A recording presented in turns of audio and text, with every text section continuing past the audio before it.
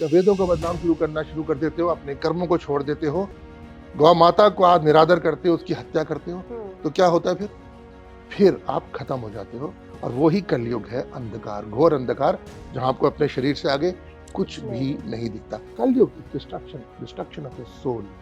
Body as it is going to get destroyed, but Kalyug is destruction of the soul, which is the dangerous part. कैसे महाप्रलय आती है, कैसे जब कलयुग खत्म होगा तो महाप्रलय कौन लेकर आएगा, कैसी होगी? हमारे शास्त्रों के हिसाब से कालग्नि रुद्र एक ऐसे देव है जो सृष्टि के कोर में है। एक मंत्र होता है, तंत्र का ही मंत्र है ये, रुद्र रुद्र महारुद्र। इतने समय के बाद सृष्टि का विध्वंस निश्चित है। वो वॉल्केनो फटते हैं, आग निकलती है, कालग्नि रुद्र जो है वो अपनी आंखें खोल देते हैं, तो सारी की सारी आग उनके अंदर, सारी आग समेटी हुई है। हमारे शास्त्र शाश्वत है, एकदम साफ कह दिया कि उनकी इतने समय आंख खुलेगी और वो सारा का सारा फट के बाहर निकलेगा, और वो जब बाहर निकलेगा सूर्य को कवर कर देगा, समुद्र में चले जाएगा और महाप्रलय आएगी, सारे उसमें चले जाएंगे।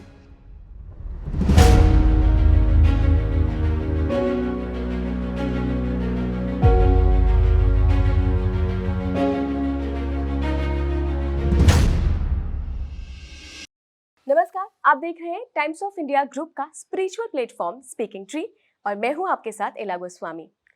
आज हमारे खास शो कनेक्ट विद अंतःकरण में जुड़ रहे हैं योगी अश्विनी जी। बहुत बहुत स्वागत है योगी जी।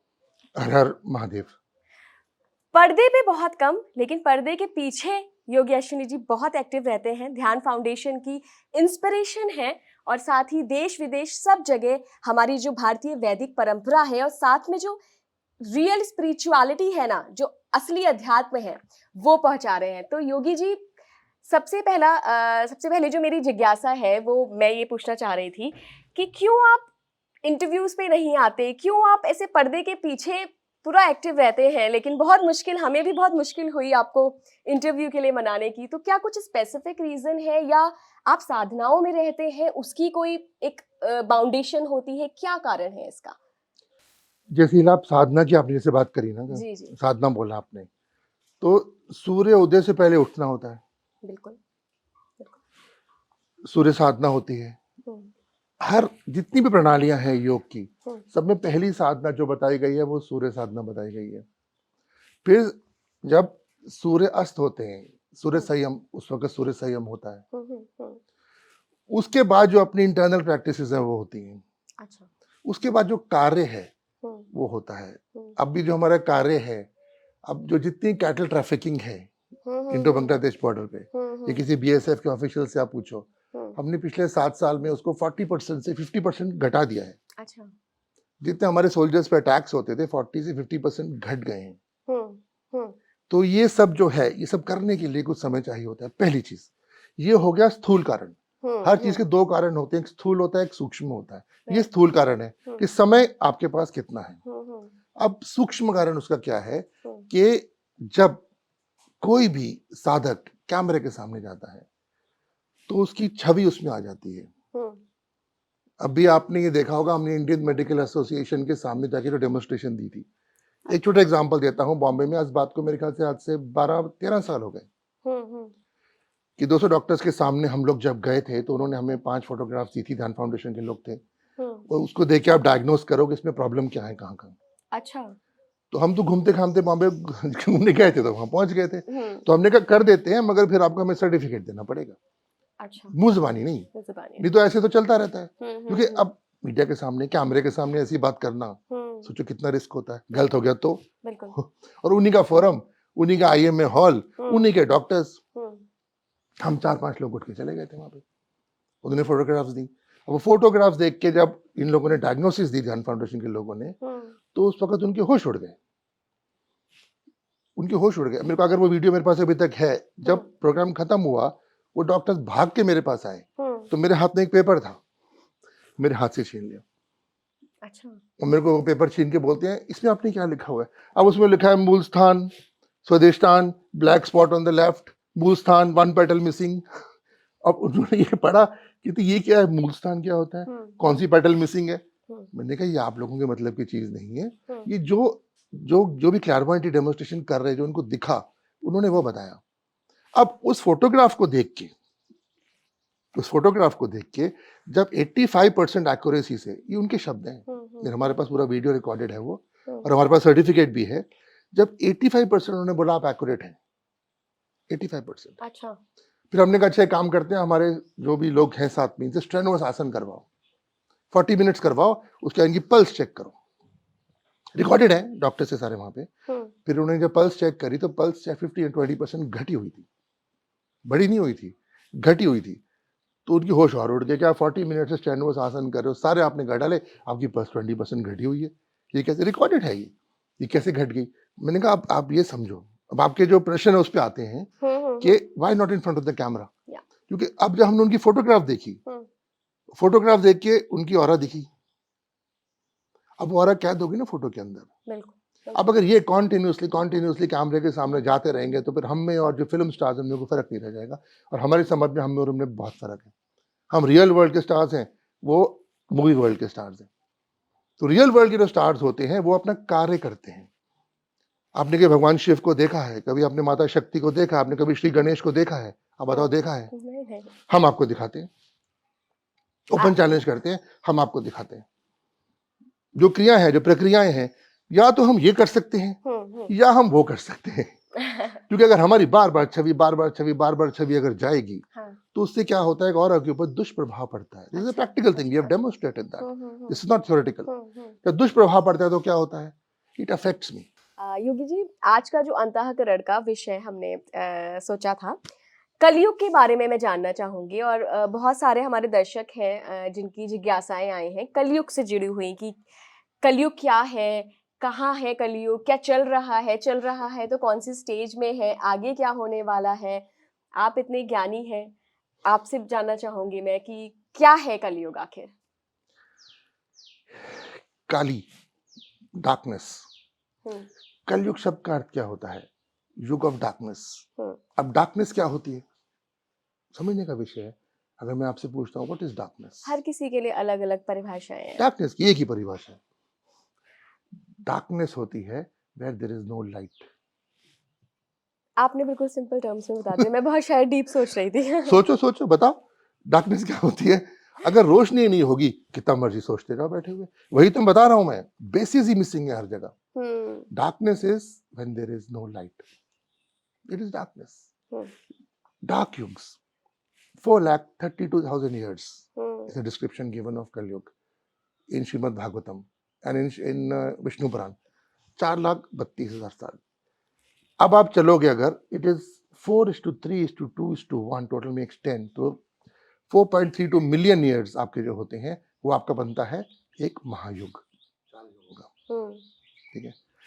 अब आप ये देखो कि लगभग 7,000 साल पहले, आई थिंक 501 BC में भगवान राम जो हैं वो आए थे, और आज से 3-4-5,000 साल पहले श्री कृष्ण चले गए थे। तो क्या वो त्रेता युग था जो, वो क्या 2-2,500 साल का ही था? ये जो आपके सॉफ्टवेयर है, डेट्स निकाली है इनके आने जाने की, महापुरुषों की, क्या 3,000 साल ही था इनका युग? नहीं। मगर हाँ, क्यों? कलयुग का आपने बोल दिया 4,32,000 साल, मगर इसके साथ एक राइडर होता है। हम ये मानते हैं कि डेस्टिनी इंसान की उसके हाथ में होती है, कोई चीज आपकी निश्चित नहीं है। अच्छा। आपको ये तो हमारे साथ ऐसे ही होता जाना हमारी डेस्टिनी है? नहीं, डेस्टिनी नाम की कोई चीज नहीं होती, सब कुछ आपके हाथ में, आप कुछ भी कर सकते हो। तो वो 4,32,000 साल तो निर्धारित है, ये इतने साल का युग है। मगर अगर पाप का स्तर बढ़ता जाएगा, देखो पूरी सृष्टि में ना एक कश्मकश चलती है, पॉजिटिव और नेगेटिव, देव और असुर। जो समुद्र मंथन की स्टोरी है ना, वहां से खींच रहे हैं, वहां से खींच रहे हैं, वो यही दर्शाती है। वो वहां से खींच रहे हैं, वो वहां से खींच रहे हैं। तो क्या हो रहा है, ये कश्मकश सारे युगों में। जिसका भार ज्यादा खिंच गया वो उसकी विक्ट्री हो गई। अब इसमें समझने की क्या बात है, डार्कनेस के युग में डार्क फोर्सेस जो होती हैं वो अपना पूरा प्रभाव डालती हैं। तो युग घटता जाएगा, उसका समय घटता जाएगा। अच्छा। क्या पता 1 वर्ष में खत्म हो जाए। जब गौरक्षा शुरू की तो गुरुओं का आदेश था, अगर ये गाय जो है बच गई तो ये युग चलता जाएगा, अगर एक गाय खत्म हो गई तो ये युग समाप्त हो जाएगा, मतलब कलयुग समाप्त हो जाएगा। कलयुग समाप्त हो जाएगा, फिर महाप्रलय आ जाएगी। इससे आप क्योंकि वो समय उसका जो है, आप लोग उल्टे सीधे कर्म करके उसे खींचे जा रहे हो और क्लोज और क्लोज और क्लोज और क्लोज खींचे जा रहे हो। क्योंकि जितना आप इन गुरुओं को उल्टा सीधा बोलते हो, जितना आप वेदों को बदनाम करते हो, जितनी आप गौ हत्या करते हो, जितना आप मंदिर तोड़ते हो, उतना ही ये युग जो है ये छोटा होता जाता है। ये पहले से निश्चित नहीं है निश्चित कि सब कुछ है। ये पर्टिकुलर युग जो है ये इतने लाख वर्ष ही 4 पॉइंट चलेगा। बताया ना, 4,32,000 साल फिर आप निश्चित कह है। रहे हैं कि जैसे अगर आप जितने बुरे कर्म करते जाओगे वो वो उतना घटता टाइम जाएगा। पीरियड उसका अच्छे कम कर्म होता करोगे तो जाएगा। बढ़ता जाएगा। अच्छा युग ऑफ डार्कनेस है ना, रोशनी नहीं है। अच्छा कौन रोशनी दिखाता है? आप कहीं आज सीखने जाते हो कोई भी चीज, तो इतनी फीस लगेगी, आपको ये कोर्स कराएंगे। आप मुझे बता कोई ऐसी जगह है जहाँ पे फीस लगा के कोर्स नहीं करवाते? कहीं है तो बताओ मेरे को। हमारे गुरुकुलम के ऐसे हुआ करता था। तो पाप की स्थिति इतनी बढ़ती जा रही है कि युग का समय घटता जा रहा है। शिक्षा तो आजकल सबसे बड़ा बिजनेस है। शिक्षा सबसे बड़ा बिजनेस, और शिक्षा बिजनेस हो ही नहीं सकता था। ये हाँ। ब्राह्मण के लिए निषेध था कि वो शिक्षा को बेचेगा। ब्राह्मण भिक्षा मांगता था, सिखाता था और उसके बाद अपना गुरु दक्षिणा मांगता था। मिल गई ठीक है, नहीं मिली कोई बात नहीं। पहले पहले डर के मारे फीस नहीं लगाता था कि तुम मेरे को पहले इतने पैसे दे दो। अब पहले क्यों ऐसे बोलते हैं? खुद पे भरोसा ही नहीं है। राइट। क्या पता नहीं है ये रुके ना रुके, ये लेके सीख के भाग जाए, क्या कराइए? खुद पे भरोसा ही नहीं है। जब भरोसा ही नहीं है तो क्या होगा? पहले फीस दे दो। हमारे ध्यान फाउंडेशन में पूरे 7 देशों में हमारे सेंटर्स हैं, 1 रुपया कहीं कोई फीस नहीं है। चाहे कितने रईस हो, चाहे कितने गरीब हो, खाना पीना रहना हमारे यहाँ सब फ्री। अच्छा योगी जी, कलयुग के बारे में आपने बताया कि इतने लाख साल है, क्या क्या है, कैरेक्टरिस्टिक्स क्या है कलयुग के? जो अंधकार की कैरेक्टरिस्टिक होती है, अगर यहाँ पे अंधेरा कर दें तो आपको क्या दिखेगा? कुछ भी नहीं दिखेगा। अपना शरीर दिखेगा। अपना शरीर भी कई बार नहीं नहीं, दिखता है। अगर वो घोर अंधकार है, वो घोर अंधकार है। इसमें मेरे ख्याल से कुरान में एक बड़ा अच्छा इसके ऊपर एक है आयत है कि सबसे घोर अंधकार क्या होता है? जो समुद्र की तह से तह में जाओगे, वो जो अंधकार है, वो समय जो है वो सबसे खतरनाक टाइम होता है। वो कलयुग का समय है हमारे हिसाब से। तो वो जितना आप अंधकार और अंधकार और अंधकार और अंधकार, अंधकार is inversely proportional to light. I am sorry, थोड़ा सा मैं चाह रही थी एक बार सिंपल लैंग्वेज में अगर आप बता देते कि अगर हम कर्मों की बात करें कि जी ये कर्म है जो कि बताते हैं कि कलयुग आ गया है, चल रहा है और आगे और ज्यादा तीव्र गति से बहुत अपने प्रचंड रूप में आएगा। अंधकार, अब देखो मैं उसी पे आ रहा हूँ। अंधकार का क्या मतलब होता है? कि आपको दिखना बंद हो गया। अभी आपको पता है दिशा जा रही है, रोशनी है, घटना घटना घटना आपको दिखना बंद हो गया। हाँ। फिर आप एक कमरे में आ गए, आप सोचते हो भाई यही रियलिटी है, यही सत्य है। तो इंसान आज के जमाने में कहता है ये कमरा जो है, ये स्थूल, यही कमरा, ये शरीर, 5 भूत, 5 महाभूत, ये रियलिटी है। फिर धीमे धीमे करते करते करते और संक्षिप्त और संक्षिप्त और संक्षिप्त, आसपास के लोग दिखते हैं, ये रियलिटी है। भाई आप बैठे देखो, रियलिटी है। ये बैठे हैं, ये रियलिटी है। तानपुरा रियलिटी है, रियलिटी है ना। फिर वो दिखना बंद हो गया। जैसे घोर कर्म बढ़ते गए वैसे दिखना और बंद होता गया। फाइनली अपने पे आ गए, अब मैं इतने साल और जी जाऊं।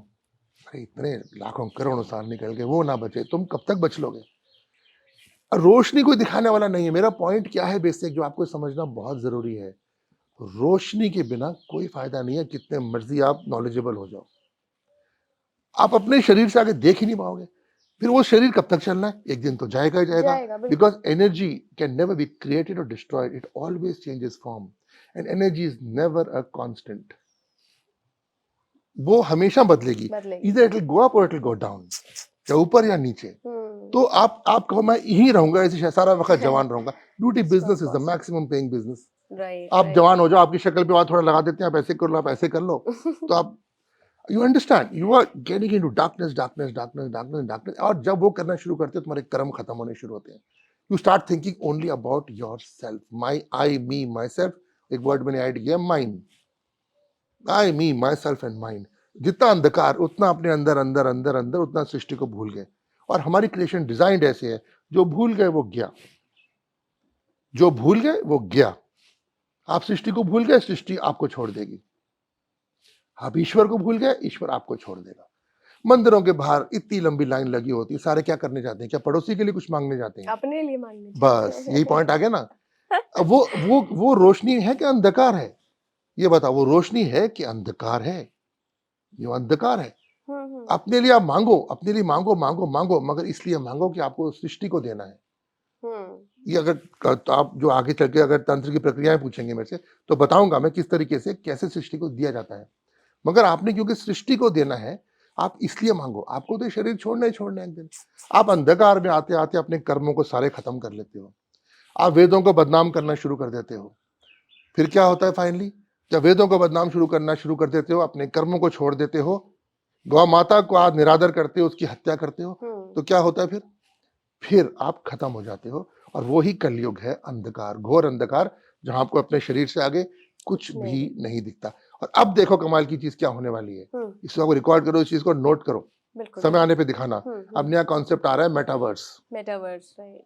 अब वो शरीर भी अंधकार में, ये बेवकूफ अपने शरीर को भी भूल गए हैं, अपनी एक इमेज बना दी है कंप्यूटर स्क्रीन के अंदर। ये मेरा घर, ये मेरे डाइनिंग टेबल, ये मैं खा रहा हूँ, ये मैं पी रहा हूँ। देखो अंधकार की लिमिट देखो कि अपने शरीर को भी अब वो स्टेट आ गई है, इंसान देखना बंद कर देगा।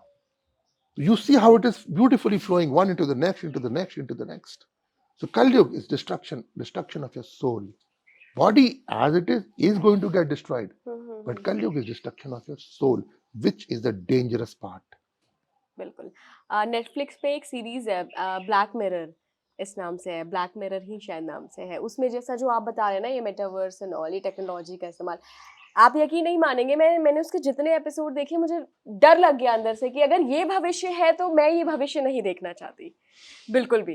क्योंकि जब आप अपनी बॉडी को, अपने आप को, अपनी कॉन्शियसनेस को ही भूल जाओगे ना, तो फिर कितनी टेक्नोलॉजी आ जाए, कितना ही सहूलियत आ जाए, फिर आप नहीं रहोगे। अरे आपने सारी ज्ञान की बात कर दी अभी, जो बता रहा हूँ मैं, क्या कर दी? आप भी शायद बात को मिस कर गए। हाँ, कर गए ना। आपने बोला मैं वो नहीं देखना चाहती, राइट। हाँ, समझे? हम वैसे निकल नहीं पाते। नहीं, आपने ये नहीं बोला कि मैं बदलूंगी। मुझे लगता है शुरुआत अपने से ही होनी चाहिए। जब तक आप अपने आप को नहीं सुधारेंगे, आप दुनिया को नहीं सुधार सकते। Charity begins at home but does not and at home. Right, बिल्कुल सही। कलयुग पे बात कर रहे थे हम। एक दफ़ा आपके साथ इंटरव्यू में आपने मुझे बड़ी इंटरेस्टिंग सी बात बोली थी कि जो पृथ्वी का कोर है उसमें कहीं शिव जी हैं, और वो सारी चीज़ें, उसके बारे में मैं जानना चाहती हूँ कि कैसे महाप्रलय आती है, कैसे जब कलयुग खत्म होगा तो महाप्रलय कौन लेकर आएगा, कैसी होगी, और वो जो पृथ्वी के कोर वाली बात आपने बताई थी उसके बारे में थोड़ा सा अगर आप बताएंगे। एक ना प्रसंग है रामायण में जी,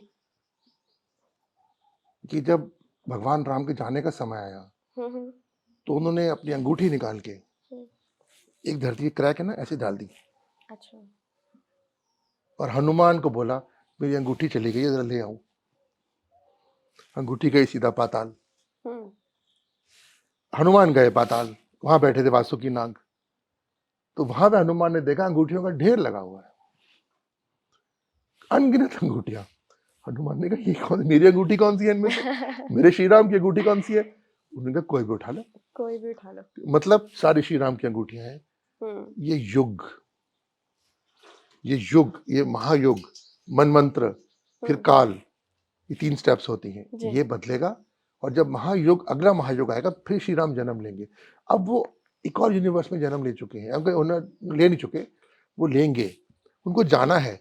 मगर तुम्हारी भक्ति, ये समझने की बात है, आप इस बात को अगर पकड़ लो आपको सार मिल गया।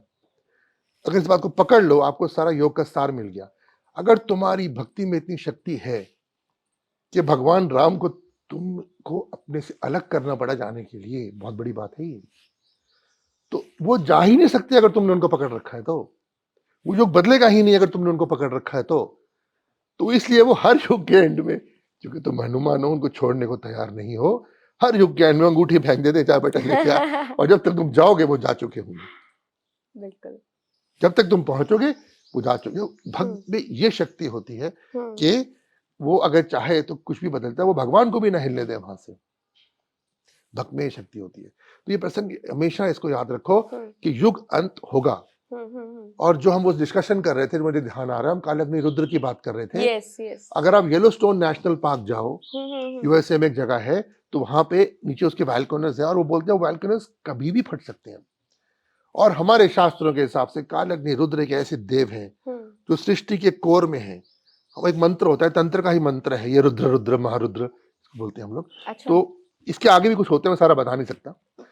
अगर मनाही ना हो तो बता सकते वो हैं? उस सब्जेक्ट पे आएंगे, अच्छा, पहले इस पे आया ना क्या ठीक है, है। बिल्कुल, बिल्कुल। तो उसमें जब जाते हैं हुँ। तो वो एक इतने समय के बाद सृष्टि का विध्वंस निश्चित है।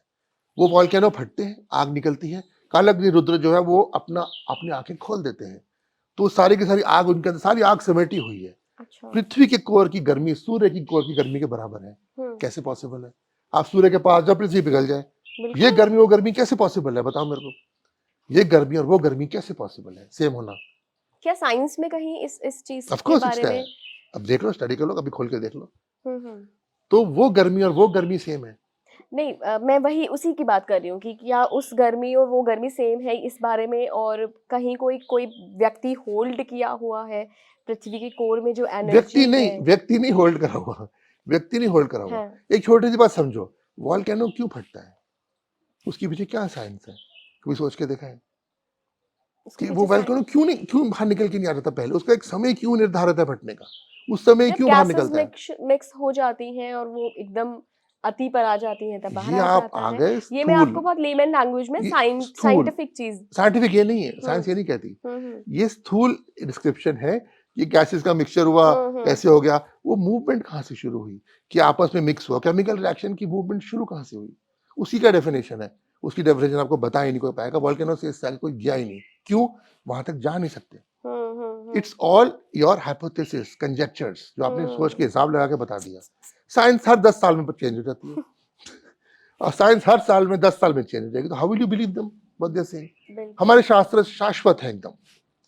साफ कह दिया कि उनकी इतने संबंध आंख खुलेगी और वो सारा का सारा फट के बाहर निकलेगा, और वो जब बाहर निकलेगा सूर्य को कवर कर देगा, समुद्र में चले जाएगा, और महाप्रलय आएगी, सारे उसमें चले जाएंगे। अब महाप्रलय बाइबल में भी है, हुँ। नोआज आर्क की स्टोरी अगर आप देखो तो हुँ। महाप्रलय मनु भी है, मनु और नोआ एक ही बात हो गई। Same thing is, same stories in both the subjects.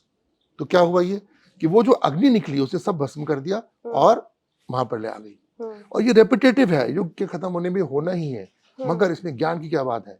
अगर आप में इतनी शक्ति है, आप तपस्या में बैठ जाओगे, मैं नहीं हिलने दूंगी, तो महाप्रलय आ ही नहीं सकती। यही मैं आपको बता रहा था कि यही वो चीज है, यही वो चीज है कि युग या तो आप छोटा कर सकते हो या बड़ा कर सकते हो। आप में इतनी शक्ति, अपने लिए आप तंत्र से कुछ भी अपने लिए आप ला सकते हो, मगर उसके लिए पहले आपको बुद्धि चाहिए। बड़े से बड़े असुर ने अपने लिए मांगी है फॉरएवर जियो, मगर बुद्धि किसी ने नहीं मांगी। तो ये चीज जो, ये साइंस जो है, अग्नि की साइंस है, ये बड़ी प्रोफाउंड साइंस है, और यही जो होती है सृष्टि के अंत का कारण बनती है। बनती अग्नि है, मगर उसका जो रूट होता है वो जल होता है। मैं यही पूछने वाली थी क्योंकि मैंने जो महाप्रलय के पढ़ा है कि पूरी जो धरती है वो ऐसे जलमग्न हो जाएगी, क्योंकि तो सारा लावा भर अग्नि से। जाएगा अच्छा। पानी में, अच्छा। पानी में सारा लावा भर गया, हाँ। तो पानी ऊपर उठना शुरू हो गया। अच्छा, पानी ओके। उठना शुरू हो गया तो सारा कवर कर दिया, ऐश ने सूर्यदेव कवर कर दिए, तो कहां से ऊर्जा आएगी? राइट। वो पानी भर गया, सब कुछ डुबो दिया, और डुबो दिया तो कुछ बचा ही नहीं, कब तक पानी में बैठे रहोगे आप? और सूर्यदेव ने कवर कर दिया। अच्छा, और कलयुग का ये मान लीजिए अंत हो गया, महाप्रलय आ गई, तो क्या हर बार ये साइकिल रिपीट होता है कि फिर से वो चारों युग आएंगे एंड फिर से सारे जो अवतार हैं विष्णु जी के वो जन्म लेंगे? जैसे आपने अंगूठी का भी बोला कि इतनी सारी अंगूठियां थी वहां पे कि वो भी अनएंडिंग, हनुमान जी भी। अनएंडिंग, हाँ, अनएंडिंग। तो ये फिर से क्या सारी सर्जनाएं फिर से होंगी क्या? ऐसा है, मैंने बताया, energy can never be created और destroyed, it only changes form. आप शक्ति को, एनर्जी को खत्म नहीं कर सकते, उसका फॉर्म चेंज कर सकते हो। And energy is never constant, energy is always always always always changing, या ऊपर जाएगी या नीचे जाएगी। तो हमारे शास्त्रों में लोक डिफाइंड है, भू भुव स्व मह जन तप, और गए नीचे तो अतल सुतल रतल सतल तलातल और पतल, जिसको पाताल बोलते हो आप लोग। ऊपर और नीचे आपके सारे लोग हैं। तो it is not, that is also not a constant.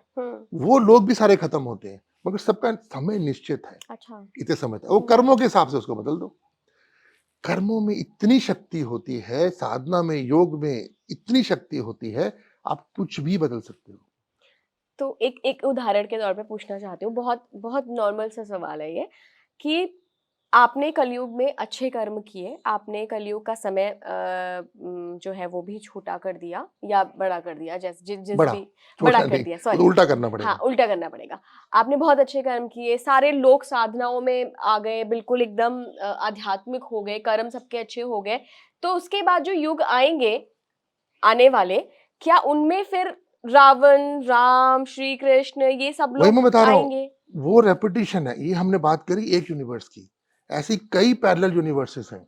वो सब कुछ दोबारा होगा, मगर उनके रिजल्ट्स डिफरेंट होंगे। अच्छा, वो कर्मों पे होंगे। वो कर्मों पे होगा, वो सब दोबारा दोबारा होगा, मगर वो चीज ये नहीं एक ही चीज बार बार हो रही है। ये चीज जो यहाँ हो रही है, हमारे यूनिवर्स में मल्टीवर्सेस हैं। मल्टीवर्स ये नहीं होता है उसमें कंप्यूटर में क्रिएट करना, मल्टीवर्स है पैरेलल हाँ, वो यूनिवर्सेस। ब्रह्मा जी की भी स्टोरी है ना इस हाँ पर, बिल्कुल, एक ब्रह्मा जी की ब्रह्मा भी जी ये की। स्टोरी है, जो जी, जी। वो विष्णु जी के साथ जो श्री हाँ, कृष्ण के साथ किया था, हाँ, कि वो आए थे वापस उठा के ले गए थे बच्चों को सारे, तो उन्होंने दोबारा क्रिएट कर लिए। खैर वो तो देवों की बात है, हमारी इतनी हैसियत नहीं उनके बारे में कमेंट करें। मगर पॉइंट क्या होता है कि ये हर यूनिवर्स में वो चीज हो जा रही है, हो जा रही है, हो जा रही है, बार बार हो जा रही है। अब ये सारा का सारा आपके रोंगटे खड़े हो जाएंगे सुन के, एक स्थूल एस्पेक्ट है। आप समझो, आप वो नहीं हो, ये स्थूल एस्पेक्ट है।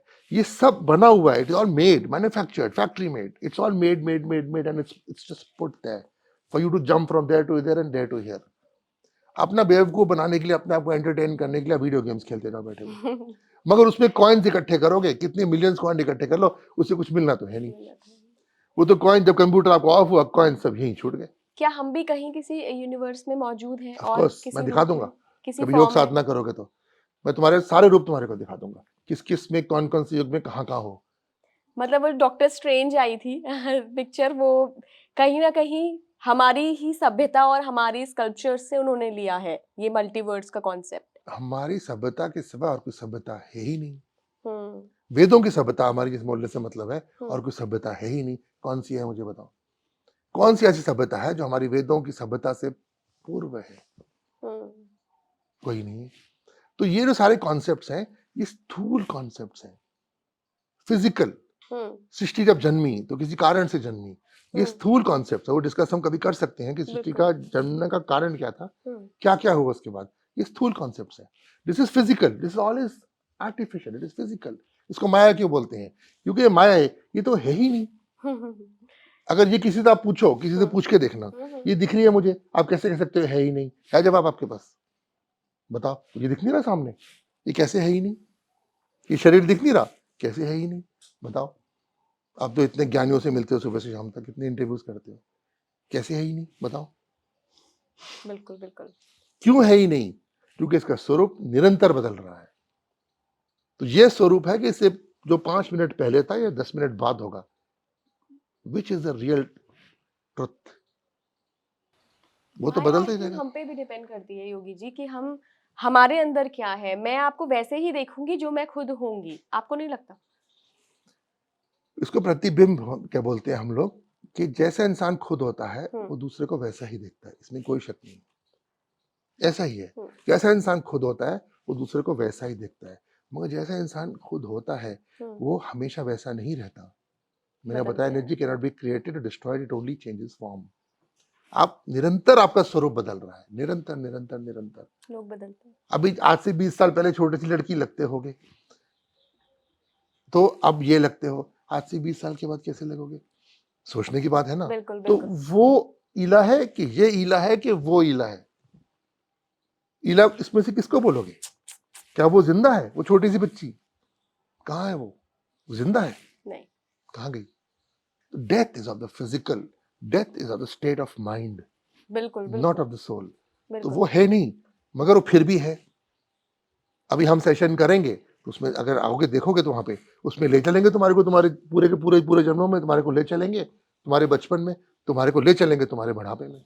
वहां पे जाके देखो, और वहां पे तुम सारे पढ़े लिखे लोग, मल्टीनेशनल्स में काफी सीनियर प्रोफेशनल्स, एडवोकेट्स, लॉयर्स, जजेस, तुम्हारे को ये सारे एक्सपेरिमेंट्स करते हुए मिलेंगे। प्रैक्टिकल साइंटिस्ट्स, डॉक्टर्स, तुम्हारे को सारे एक्सपेरिमेंट्स करते मिलेंगे। आगे बैठो, कभी उनसे समझो, उनसे सीखो, वो तुम्हारे को बताएंगे। रियल और अनरियल का फर्क समझो। ये अनरियल को लेके दुनिया पूरी की पूरी दौड़ रही है। बिल्कुल बिल्कुल। अच्छा, युग कलयुग तो चल रहा है, हमें रहना इसी युग में है, तो हम कैसे लिबरेशन अटेन करें? लिबरेशन से मेरा मतलब यहाँ पे है जो जिस मोह माया की आपने बात करी कि आप रहें, आप गृहस्थ जीवन में भी रहें, ऐसा नहीं है कि आप भाई जाके सन्यास अपना लें, आप गृहस्थ में भी रहें, आप समाज के बीच भी रहें, लेकिन कैसे खुद को डिटैच करें उन सभी मटेरियलिस्टिक चीज़ों से जो आपको मोह और माया की तरफ ले जाती हैं, वो चीज़ मैं पूछना चाह रही हूँ। एक काम करना, कभी एक सर्वे करना हुँ। कि कौन इंसान चाह रहा है इन चीजों से डिटैच होना। जब आपकी मेंटल स्टेट को अफेक्ट करती है ना ये चीज़ें, तो मुझे लगता है तब जाके आपको एहसास होता है कि कहीं न कहीं ये रियलिटी नहीं है जिस जिस हाँ, की आप जब बात तक कर रहे लगती हैं। नहीं है। लगती नहीं है, हाँ, बिल्कुल। और जब लगती है, हाँ। जब लगती है, वो भी कुछ समय के लिए दर्द होता है। कुछ हुँ, समय के बाद इंसान फिर वही वापस पहुंच जाता है। बिल्कुल। That is the reason for rebirth. तुम अगर मंदिर में या कोर्स करने इसलिए जा रहे हो कि मुझे अब ये मिल जाए, मुझे अब ये मिल जाए, मेरा शरीर अब और तंदुरुस्त हो जाए, हुँ, अरे वो तो कब तक तंदुरुस्त रहेगा? वो जो गुरु है उसका शरीर भी नहीं रहना कुछ सालों के बाद, हुँ, अभी हुँ। वो लंगड़ा लंगड़ा के चल रहा है, तो तुम्हारा कहां से रहेगा हमेशा के लिए? Problem is we are searching for something which is physical, which is non existing. Wow! वो है ही नहीं, तभी वो माया है। Hmm, it doesn't exist, hmm, that is not what you are. हुँ, जो हुँ। आपके आज सेल है वो सेल कल आइंस्टाइन के अंदर होंगे, आने वाले टाइम में पता नहीं किसके, क्या पता किसी कुत्ते के अंदर वो सेल हो। तो वो तो एक स्थूल है, वो तो एक क्ले मोल्ड है, हुँ। उसको आप दोबारा दोबारा बनाए जाओ, तोड़ी जाओ, बनाए जाओ, तोड़ी जाओ, वो तो वो है। तो ये बॉडी कब तक चलनी है, कब तक इसको रोक के रखोगे इस तरीके से? बिल्कुल, बिल्कुल। जैसी उम्र बढ़ेगी मैं थोड़ा और जवान हो जाऊं, मैं थोड़ा ये कर लूं, थोड़ा वो कर लूं। Point has been missed. You are searching for something which does not exist.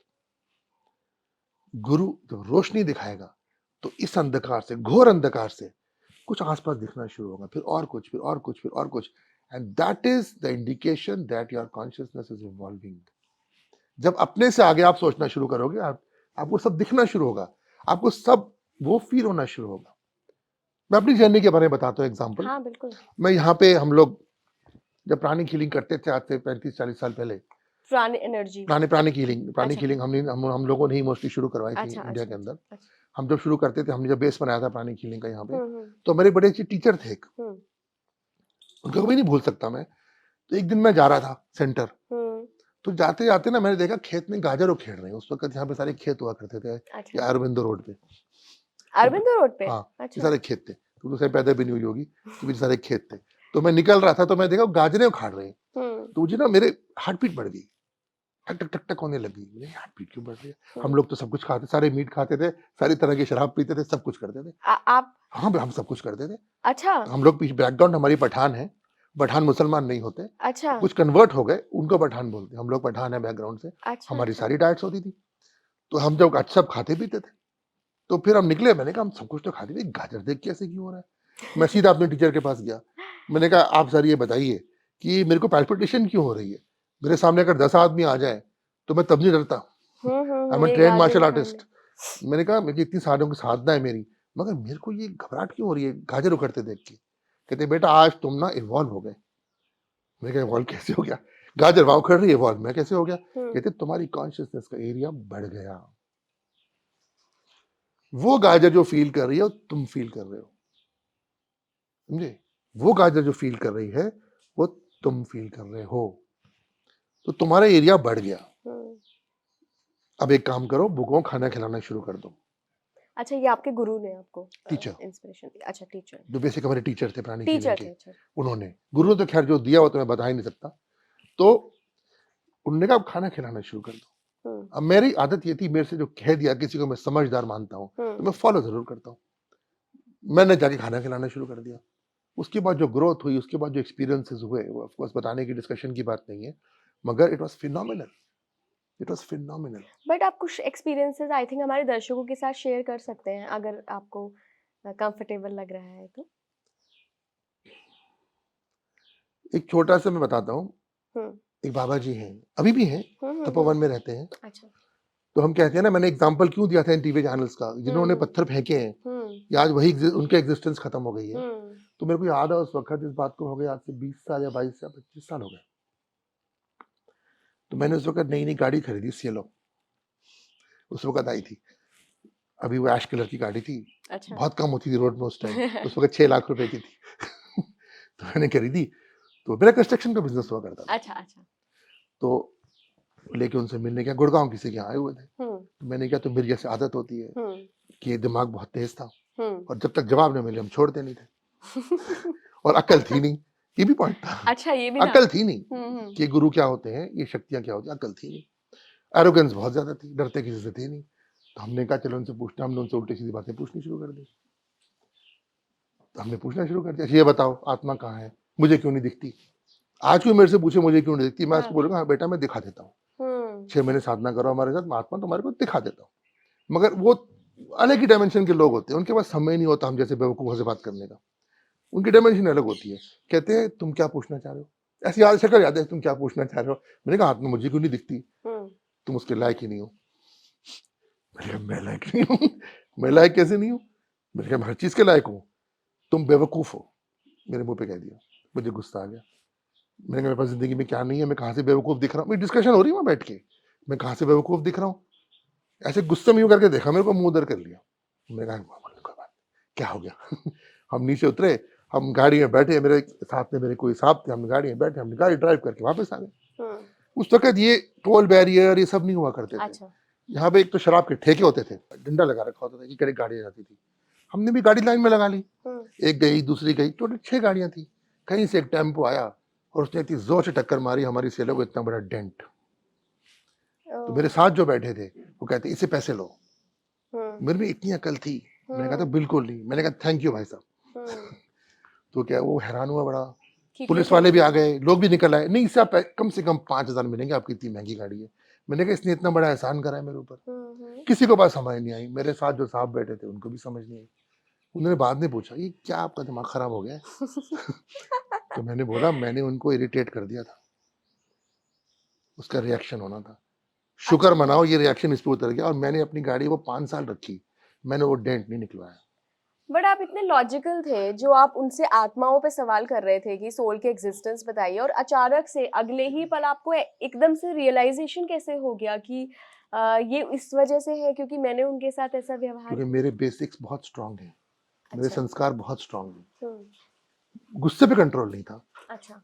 संस्कार मेरे बहुत स्ट्रांग है। मैंने हिमालय पे जाकर भी डिस्कशंस करी हुई हैं। मैंने ऐसे ऐसे एरियाज में डिस्कशन करी जहाँ पे निर्जन बिल्कुल बर्फ के पहाड़, वहां बैठ के मैंने बिल्कुल बिना कपड़ों के साधुओं से मैंने डिस्कशन करी हुई है। बिल्कुल ऐसे डिस्कशन करी हुई है और दिनों दिन बैठ के करी हुई है। अच्छा। मगर उसमें मेरे को अकल आ गई कि इनको इरिटेट नहीं करना भाई, इनसे आप पूछो, सवाल लो, आपको नहीं जवाब दे रहे आप आगे चले जाओ। जब गुरु मिले, तो सारे सवालों के जवाब, सारे जवाब मिल गए। आज आप मेरे से कुछ भी डिस्कस कर लो, हिस्ट्री डिस्कस कर लो, आप मेरे से एस्ट्रोनॉमी डिस्कस कर लो, आप मेरे से स्पोर्ट्स डिस्कस कर लो, सारे वो गुरु की दृष्टि का जो हाथ है, वो सारा ज्ञान उससे एकदम से उसके अंदर। आप कोई टॉपिक आप रैंडमली किसी कल्चर के बारे में पूछ लो, आप बता देंगे। आप पूछ के देख लो। मैं ऑक्सफोर्ड यूनिवर्सिटी गया था, वहाँ लेक्चर था मेरा ऑक्सफोर्ड में। अच्छा। उन्होंने मेरी बहुत टांग खींचने की कोशिश करी। नहीं, स्पीकिंग ट्री किसी की टांग नहीं खींचता है, हम सिर्फ आध्यात्मिक बातें कोशिश तो करते कर सकते हैं। हैं। योग में साधनाओं का क्या महत्व है और तंत्र का क्या महत्व है? तंत्र योग, क्रिया योग, ये जितनी सारी हम डेफिनेशंस इंटरनेट पे पढ़ते हैं या किसी का आर्टिकल पढ़ लिया, किताबें पढ़ ली, तो मैं तंत्र के बारे में थोड़ा सा इंटरेस्टेड हूँ जानने के लिए, क्योंकि अक्सर लोग तंत्र के बारे में सुन के ऐसे सोच लेते हैं कि जी नींबू मिर्चे लगा के वो चौराहे पे जाके फेंक आए, ये तंत्र है, यही साधना है, तो किसी का बुरा कर दिया, कुछ काला जादू कर दिया। तो बहुत सारे मिथ्स फैले हुए हैं समाज में। लेकिन आप साधक हैं और इतने टाइम से आपको जानने के बाद मुझे ये तो पता है कि ऐसा तो कुछ डेफिनेटली नहीं होता है साधनाओं में कि आप किसी का अनिष्ट कर दें। सवाल ही नहीं उठता। किसी का अनिष्ट करना तो बिल्कुल निषेध होता है। किसी का अनिष्ट आप कभी नहीं कर सकते, दुश्मन का भी नहीं कर सकते। हम जब काउ ट्रैफिकिंग माफिया से रूबरू होते हैं, आमना सामना होता है, हम तो उनका भी अनिष्ट नहीं कर सकते। अच्छा। You have to follow total non violence. अच्छा। But there is a way to defend yourself which is far more stronger than the worst form of aggression. अच्छा। There's a way to defend yourself which is far more stronger than the worst form of aggression.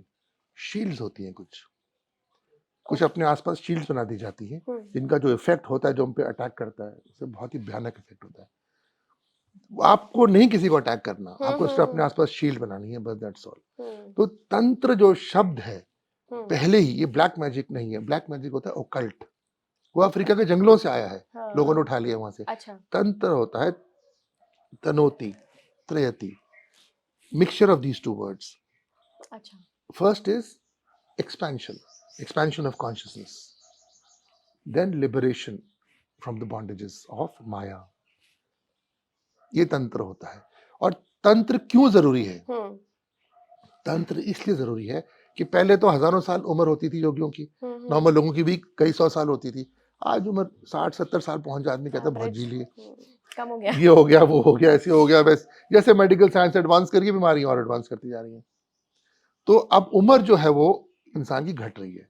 जब भगवान शिव ने माता पार्वती को पहले तंत्र का ज्ञान दिया, तो क्यों ज्ञान दिया? ताकि वो अपनी शक्तियां जो उनके अंदर हैं वो जागृत हों।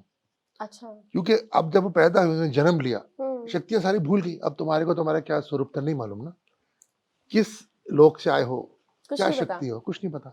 तो जब ये साधना करते हैं, साधना अंदर वो जागृति लेके आती है, और जब वो जागृति लेके आती है तो फिर क्या होता है उसके बाद? You get awaken to those forces. जब उन forces you get awakened, then you achieve reality, सिद्धि सब मिलनी शुरू होती है। अब माता तो आदि शक्ति है, माता पार्वती तो आदि शक्ति है, उनको भी अवेकनिंग चाहिए थी। भगवान शिव पहले बने गुरु, पहले गुरु बने भगवान शिव। उन्होंने उनको पहले शक्तिपात दिया, शक्ति दी और तंत्र का ज्ञान देना शुरू करा, तो उनके अंदर अवेकनिंग हो गई। अच्छा। अब क्या हुआ, जब अवेकनिंग हो गई तो शिव तुल्य हो गई, मर्जर हो गया। जब मर्जर हो गया तो क्या हो गया? अर्धनारीश्वर, अर्धनारीश्वर का फॉर्म आ गया, जिसमें शिव शक्ति दोनों हो गए। दोनों। अब ये फॉर्म वेदों में नहीं है। अच्छा। ईशान है, उग्र है, भीम है, रुद्र है, महाकाल है, पशुपति है, मगर अर्धनारीश्वर नहीं है, अर्धनारीश्वर नहीं है। तो अब वो फॉर्म, क्योंकि वो था इस युग के लिए, कलयुग के लिए, कलयुग नहीं, इससे पहले के युग थे, त्रेता के बाद के, अब समझ लोगे त्रेता हाफ ऑनवर्ड्स। अच्छा। वो था इस युग के लिए। जब मर्जर हुआ शिव शक्ति का, अर्धनारीश्वर फॉर्म आया, तो फिर वो जागृति हुई, तो तंत्र शुरू हुआ। क्योंकि टाइम कम है, साधनाओं का समय कम होता है, तो ये साधना वो होती है जो जल्दी शीघ्र फलित होती है, एकदम प्रत्यक्ष फलित होती है कि करी और यूं फलित होगी सामने। एकदम देव पुरुष का आह्वान किया, तुम्हारे सामने आह्वान पूर्ण हो गया, तो ये फलित होती है साधनाएं। तो ये अर्धनारीश्वर फॉर्म हो गया। तो ये जो साधनाएं सारी की सारी हैं तंत्र साधनाएं, तब से शुरू हुई, तभी उनको पहले गुरु बोलते हैं। अच्छा। योगी जी, हमारे ना कई सारे व्यूअर्स हैं, ज्यादातर यंग व्यूअर्स हैं, तो मैं सबके नाम तो नहीं ले सकती। रवि हैं, प्रिया हैं, सुशील है, बहुत सारे यूजर्स हैं। इन्होंने एक सवाल किया है कि आपसे मैं ये सवाल जरूर करूं। वो सवाल ये है कि अक्सर साधनाओं के नाम पर लोग बेवकूफ बनाते हैं, साधनाएं फेल हो जाती हैं। हो सकता है किसी के साथ ये एक्सपीरियंस हुआ हो कि फलाना चीज चाहिए या बीमारी हो गई है, साधना कर लो, यज्ञ करवा लो, ये मंत्र का जाप कर लो, ऐसे माला कर लो, या ये गाय को रोटी खिला दो, या जो भी उनको उपाय बताए जाते हैं। तो साधक फेल होता है या साधना फेल होती है? साधना कभी फेल नहीं हो सकती, क्योंकि वो साधना गुरु ने दी है। गुरु वो होते हैं जिन्होंने पहले वो मंत्र को पहले स्वयं सिद्ध किया हुआ होता है। अच्छा। जब गुरु मंत्र को स्वयं सिद्ध करते हैं एक दफा, तो फिर वो किसी को देते हैं वो मंत्र। जब तक गुरु ने सिद्ध नहीं किया हुआ है, वो मंत्र कभी भी फलित नहीं होगा। कुछ भी कर लो, अच्छा। वो है ही नहीं, एग्जिस्ट ही नहीं करता। वो तो पूरी की पूरी ध्वनि की तरह पूरी की पूरी ब्रह्मांड के अंदर है। गुरु उसको लेके आते हैं। शक्ति और बीज और कील, तीन एस्पेक्ट होते हैं उस मंत्र के। उसमें कील लगाने का मतलब होता है वो साधक की लेवल पे उस मंत्र को लेके आते हैं। अच्छा। और वो शक्ति की जागृति करता है अंदर। ये सिंपल प्रोसेस होता है। तो साधना कभी फेल नहीं हो सकती अगर गुरु ने दी है, तो सवाल ही नहीं उठता। अगर किसी बिजनेसमैन ने दी है तो वो कभी फलित हो नहीं सकती। वो फलित हो जाए, सवाल ही नहीं उठता। आज के अंतःकरण में बस इतना ही। हमारे इस एपिसोड में हमारे साथ थे मशहूर आध्यात्मिक गुरु योगी अश्विनी जी। अगले एपिसोड में आपको फिर किसी से मुलाकात करवाएंगे, किसी मोटिवेशनल स्पीकर से, आध्यात्मिक गुरु से। आप जुड़े रहिए स्पीकिंग ट्री के साथ। कमेंट बॉक्स में मुझे ज़रूर बताइएगा कि कौन सी बातें योगी जी की ऐसी हैं जो आप अपनी लाइफ में डेफिनेटली उतारेंगे, और अगले एपिसोड में आप किन आध्यात्मिक गुरु या मोटिवेशनल स्पीकर के साथ जुड़ना चाहेंगे। जुड़े रहिए स्पीकिंग ट्री के साथ। नमस्कार।